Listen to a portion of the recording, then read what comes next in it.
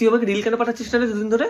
Everything is okay না আমাদের মধ্যে? কারোর সাথে কথা বলতে গেলে রিলে ট্যাগ করে দিই, ওখানে কমেন্ট সেকশনেই চ্যাট করে নিই। আমি তো আমার ইমোশনস বোঝাতেও রিল ইউজ করি। হ্যাঁ, যদি খুব রেগে থাকি কারোর উপর, রিল পাঠাই না একদম। যদি কারোর সাথে খুব প্রীতি করতে হয়, তাকে খুব রিল পাঠাতে থাকি, খুব রিল পাঠাতে থাকি, খুব রিল পাঠাতে থাকি। রিল থাকতে কিসের চিন্তা? আমি তো লিটারালি লোকের লাইফে সিচুয়েশন অনুযায়ী তাদেরকে রিল পাঠাতে থাকি। দেখ এটা তুই।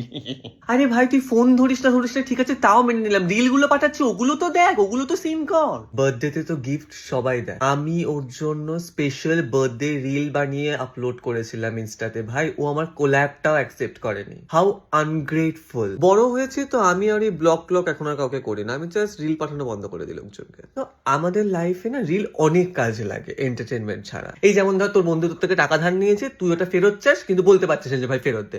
এমন একটা রিলে ট্যাগ করে দে যেখানে বন্ধুর থেকে টাকা ধার নিয়ে শোধ করেনি বলে একদম সে টাক করে উড়িয়ে দিয়েছে, বুঝে যাবে। নেক্সট টাইম আমি যখন কোনো রিল পাঠাবো ইনস্টাগ্রামে, সেটাকে সিন করবি, সেটাকে দেখবি, দেখে হাসবি, তারপর যাবি। যদি রিপ্লাই না করেছিস না